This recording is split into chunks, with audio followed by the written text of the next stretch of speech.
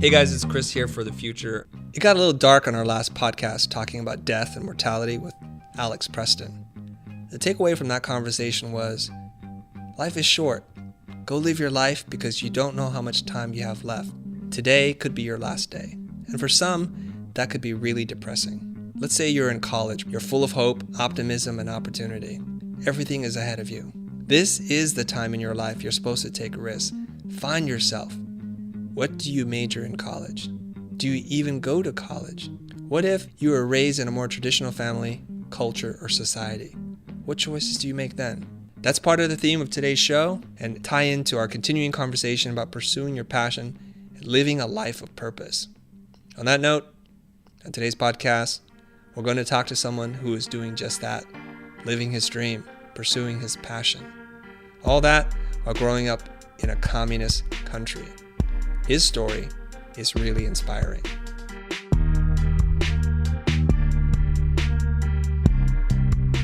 Normally, I would introduce our next guest, but I'm gonna let him introduce himself.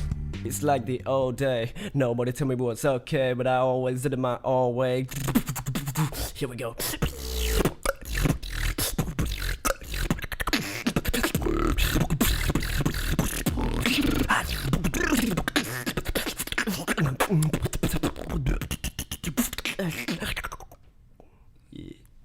That was awesome. That was like on command. He was able to do that. Hey guys, this is Trung Bao, and yeah.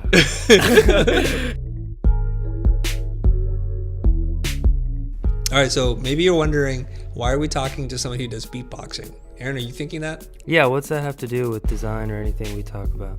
It's just about listening to your heart and kind of following what it is that you want to do. Regardless if you want to be a dancer, a chef, a playwright, a screenwriter, an artist, whatever it is you want to be, I'm here to encourage you to go pursue that thing. And that's why we're talking to Trung. Tell me where you're from. Tell me about how you got into beatboxing. I'm originally from Hanoi, Vietnam, and wait, what's the second part? How did you? Sorry. How did you get into beatboxing? It's just like really coincidence. My brother is a musician. He went to perform this show with like a group of beatboxers.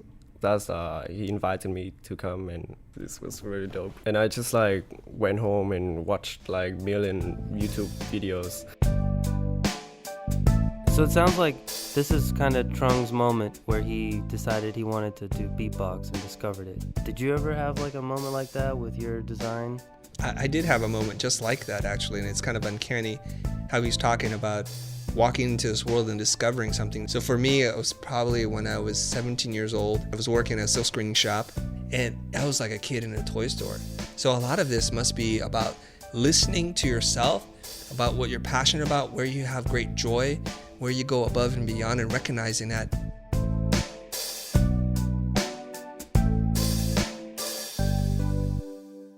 It's like the old day. Nobody tell me what's okay, but I always did it my own way. Here we go. Yeah. Beautiful. And where is that from? Just for me. From you. Okay. I think that one's like kind of means more to me because I'm always one of those like I don't really want to follow like conventional stuff. And when you say that, do you feel something? Yeah, I feel great. I was like, yeah, I'm here. I'm here, F you, that's it. Doing my own thing. Doing my thing. My routine. I like that. These lyrics that he put together mean a lot to me. It's like this rallying cry. He's not looking for permission. He's not looking for approval. That he in his heart knows what he needs to do.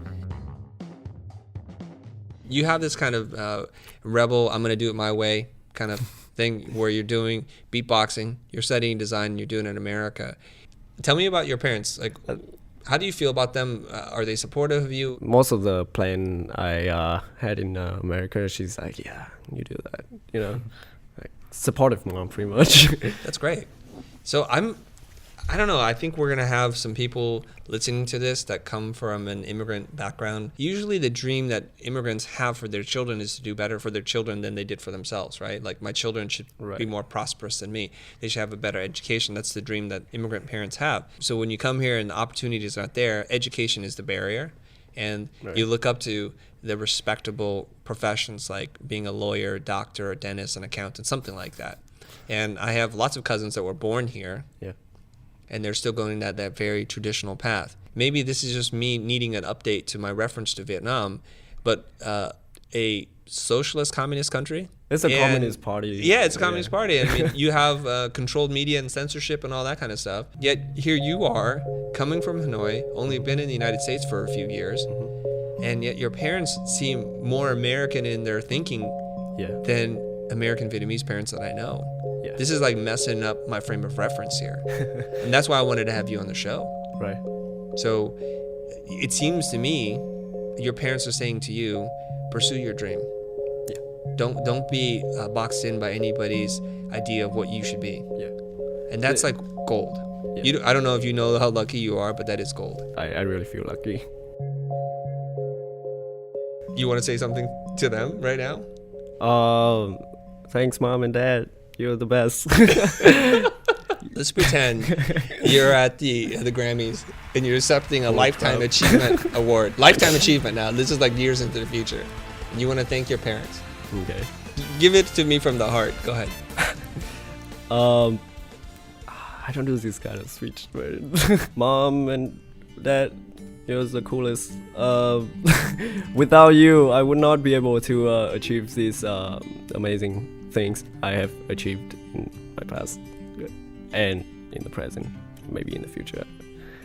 I just think you guys make the right path, and I will not let you down. That's like it's like very unscripted. What kind of skill do you need to have in order to beatbox? Like, can you explain like how you do what you do? Oh, there's like 3 basic sound. That's like what you need to learn. So there's a. If you learn that, and you can create like a very simple beat. A kick, a snare, and hi-hat for the musicians there. Aaron's Yeah. like coming alive right now. I recognize I that. play little beats on the keys, and that's Oh yeah. boom boom.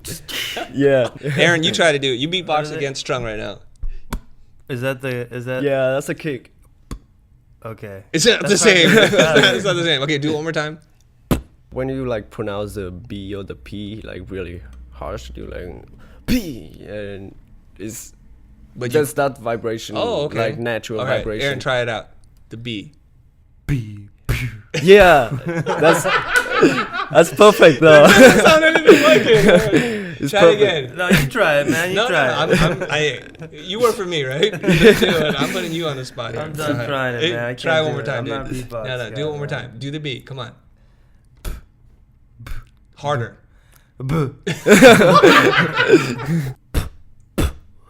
So that's the, what do we call that again? The kick drum. The kick drum. And then, so what's the next one? The It's snare? a hi hat. Oh, hi-hat, okay. Yeah, L- hi hat is pretty simple. It's you know when you say T and you just get rid of E, it's just That one's easy. yeah. Go ahead, do it. Yeah. Not just it's like Yeah, you give it a. That's the hi-hat. What's the next one? I would say not this one. That one is harder, but let's go with the K snare. That's what they call. So it's a K. K snare? When you say K, Yeah. yeah, K. If you do it like more and more, you get like sharper sound, and you start to find like different spot in your mouth that you can make the impact. Okay, so now let's put it all together. Let's do a couple, and then Aaron will do a couple back at you. Okay. All right, Aaron, you ready? All right, go ahead.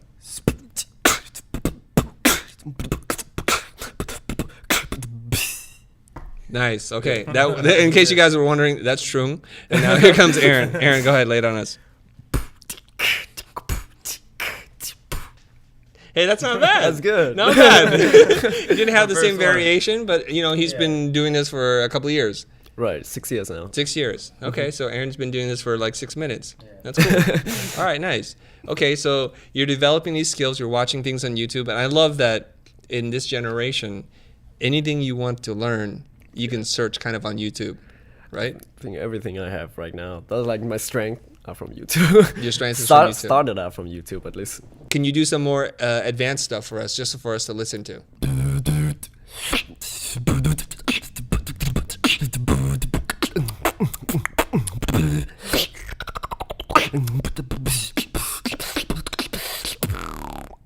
Oh, that last sound was really cool.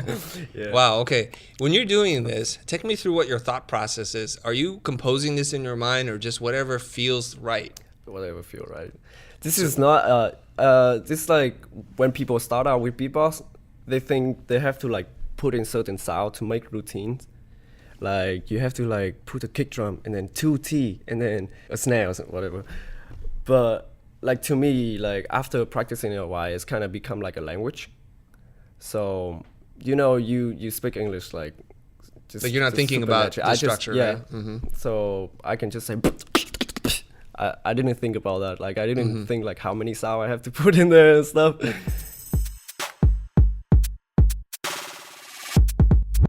Chris, when you're creating something from keynote decks to logos, right? Right. And you kind of let go and try stuff, and oh, that looks bad, or oh, it looks good. I see where you're going with so this. there is an element of like flowing with it, right?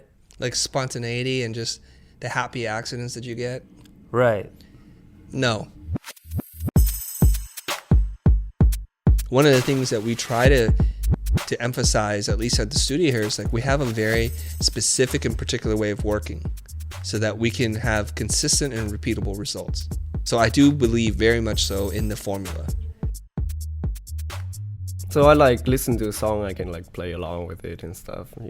So how long did it take before that became a natural thing, like speaking for you?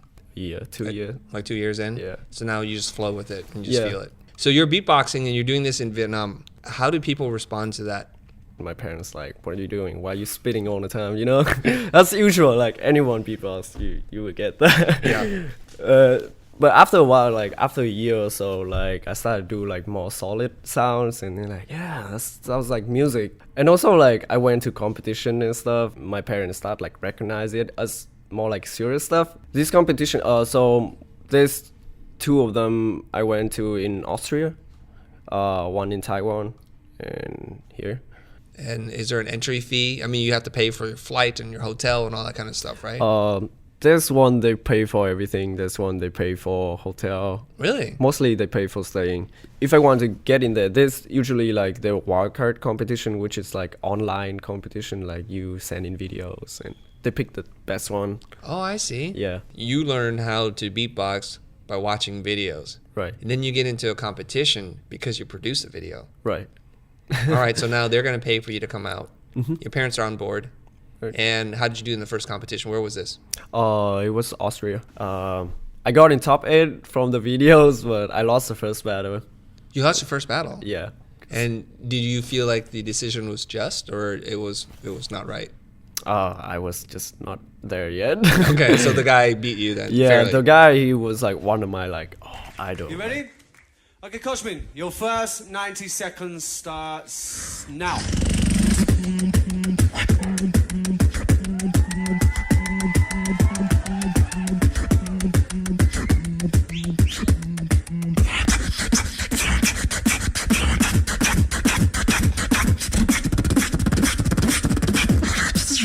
Let's drop it.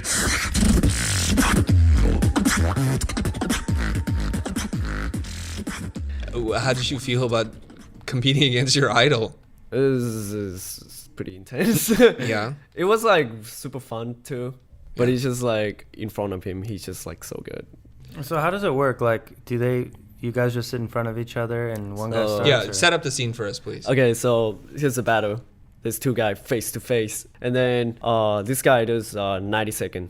This guy 90 second, 90 second, 90 second. So that's 2 rounds. And the judge will just pick which one better. So you're in the first round and you get knocked out. And did you do this live in front of a whole bunch of people? Yeah, there's like audience. How big was the audience? There's like a few hundred people. Are you nervous at all? Yeah, obviously. I mean, that was one of my first battles as well. Oh my gosh. Take me through what you were thinking. On that day, I was really nervous. Even on the stage, I was really nervous. I was doing too fast. The routine just didn't sound as great. So I was like, yeah, I think I'm gonna lose. You went in thinking I'm gonna lose. No, I went in and it's like, even though he's my idol, I can do this. You can do it. Did you believe it before starting? Like 50-50, you know? Like, okay. You gotta believe 100%, I believe. Do you save the best material for the last battle? No. That's what I did. That's what I did, but that's a bad idea. Right, because you might not get to the last battle. Yeah, first round you go full out. Okay, so that first competition, is that available on YouTube or somewhere? Yeah. So we can watch you. It's do your called thing. Beatbox Shootout 2015. We'll play a little clip of that so you guys can see how he did. No, please don't. First 90 seconds starts now. Do you build, build, build, build, do they feel in the air,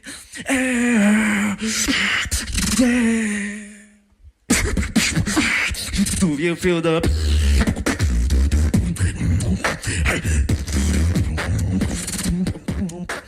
You never really fail unless you let that be your final failure. So we're going to jump forward in the timeline here, 6 years. Now Trung is full of confidence and he's going to go and do another battle. Let's see how this one turns out. But before we do that, a word from our sponsor.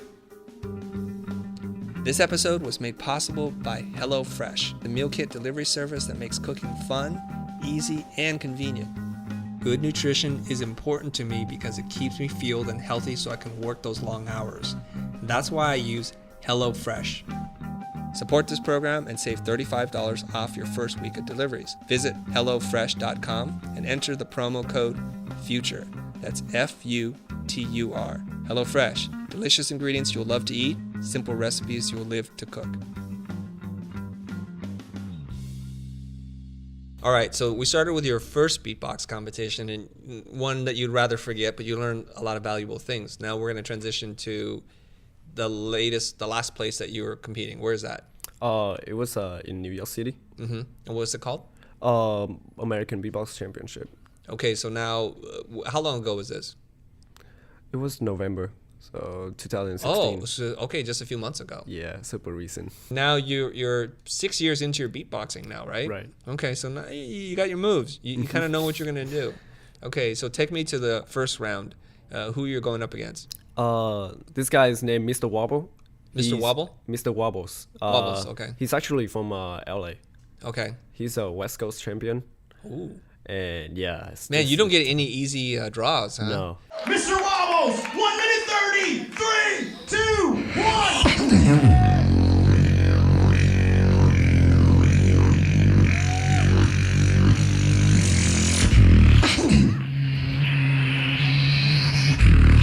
It's all inside of your mind, my mind.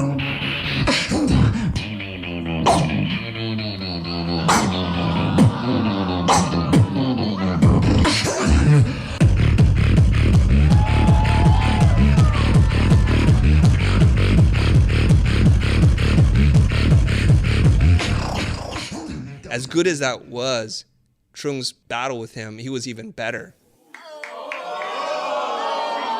Trung Bao takes it. Trung Bao moves on to the next round. So that must have made you feel really good because you knew Mr. Wobbles, you beat him, and you're on to round 2. Right. So who you face in round 2? Second round is this guy named Tyler W. Can I put you on the spot? Can you do your first set against Tyler? Okay.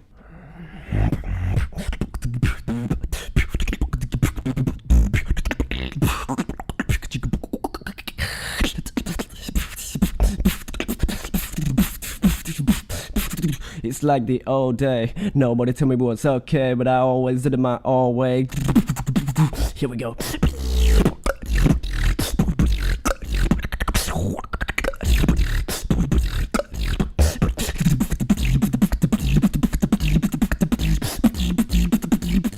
Here we go now, here we go now.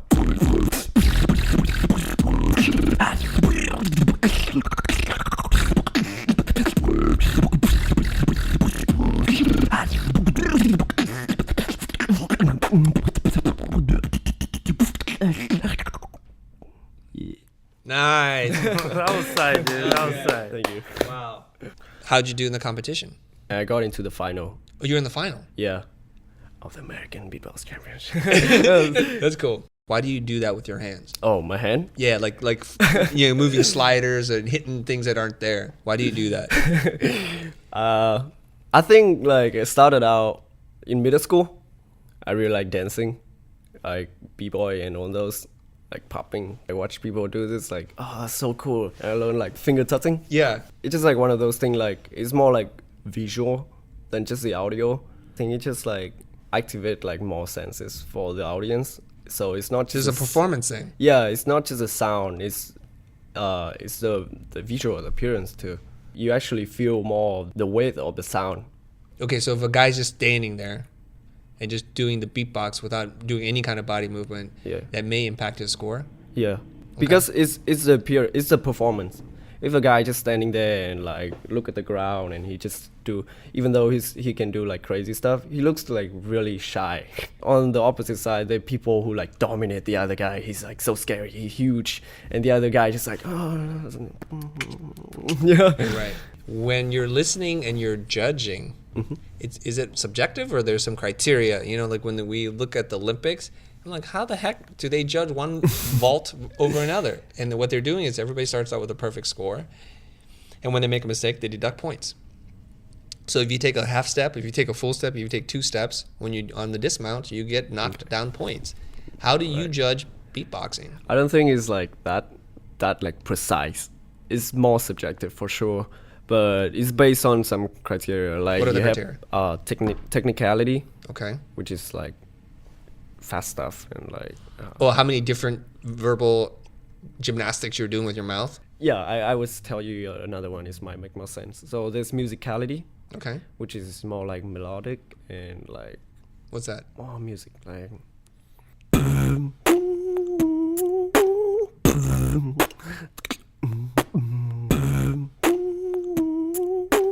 I'm not really good at singing. It's so like the notes you use and yeah. chords. More. There's more melody. Okay. melody. That's like the simplest Versus just way. beats. Yeah. Okay. Yeah. So there's technicality, there's musicality. Is there another one? And then originality. So Okay. like you're more original. If you have your own stuff, you don't sound like the mainstream. You'll be like cooler, you know? Right. Do people just come in and have a sound that nobody else can do and it's just their That's- signature? That's pretty rare nowadays. I have my own signature sound. It's called the bass cannon. What is that? It sounds like this. Yeah, that's one of the reasons why people start like recognizing me as well, because I have my own thing. How'd you come up with that sound? I don't know.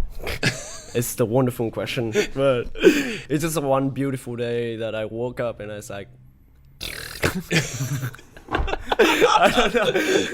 So I picture you sometimes just like walking around your house or whatever, doing these like weird sounds. You That's probably just all the test them time. out. If I don't do things, like, or even like I don't like do anything, like I don't pay attention to like what I'm thinking. I just like beatbox, you know, like waiting for the bus, waiting for laundry, You know, that's when you have your good ideas, your creative or moments. shower. You just do your Shower's thing. the best. Right. Shower's like best studio.